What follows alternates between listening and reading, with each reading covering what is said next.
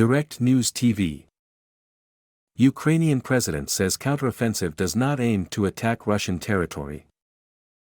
Berlin. Ukrainian President Volodymyr Zelensky said Sunday that his country is preparing a counteroffensive designed to liberate areas occupied by Russia, not to attack Russian territory.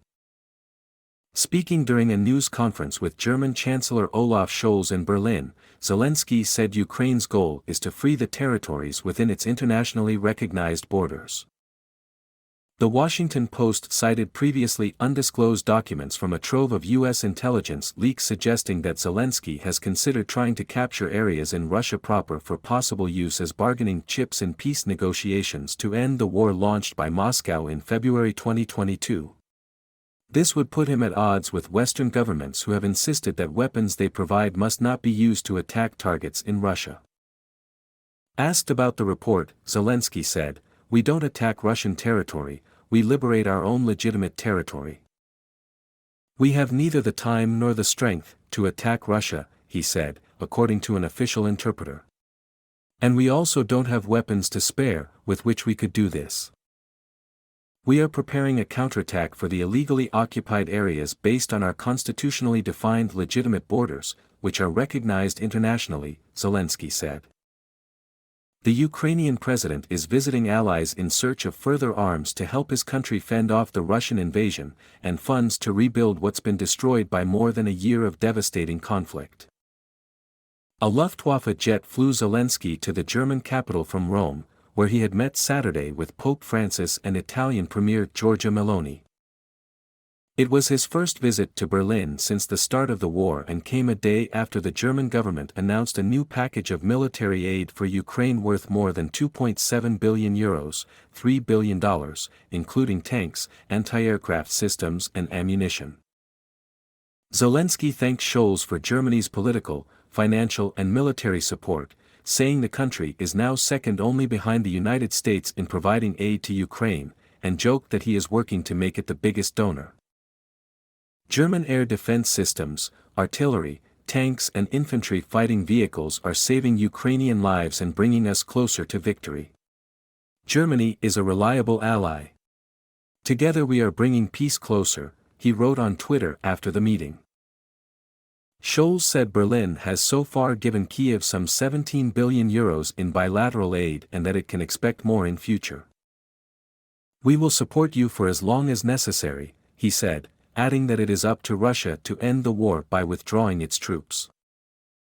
After initially hesitating to provide Ukraine with lethal weapons, Germany has become one of the biggest suppliers of arms to Ukraine, including Leopard 1 and 2 battle tanks, and the sophisticated Iris-T SLM air defense system. Modern Western hardware is considered crucial if Ukraine is to succeed in its planned counteroffensive against Russian troops.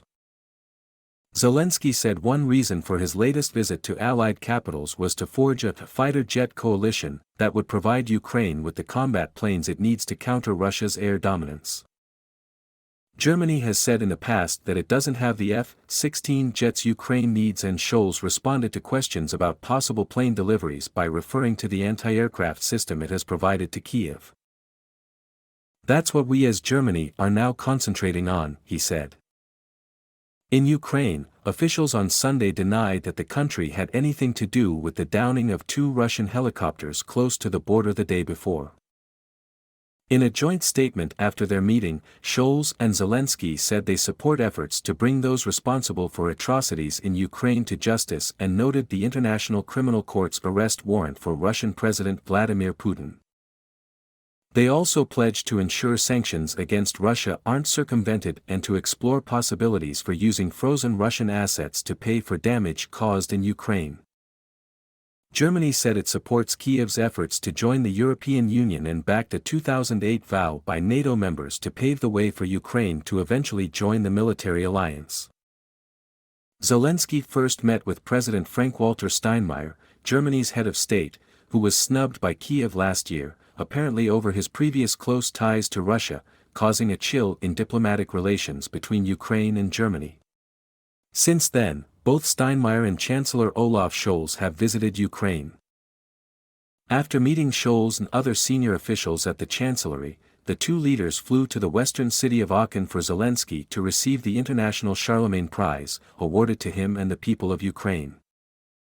Organizers say the award recognizes that their resistance against Russia's invasion is a defense, not just of the sovereignty of their country and the life of its citizens, but also of Europe and European values. In other developments, Zelensky's chief aide, Andriy Yermak, said Sunday that 5 civilians died in Ukraine's southern Kherson region when an unexploded Russian shell blew up. Overnight, Russia launched a massive attack on Ukraine with Iranian-made Shahid explosive drones, which left more than 30 people wounded, according to the Ukrainian military. 18 of the 23 drones were shot down, but those that got through, and wreckage from those intercepted, damaged 50 apartment buildings, private homes and other buildings, the military said without providing further details. Russia also hit the western city of Ternopil and southern city of Mykolaiv with rockets, wounding an unspecified number of civilians. My name is Kingsley. Please like, share, subscribe and hit that notification bell so you can be the first to be notified whenever we post. You won't regret it.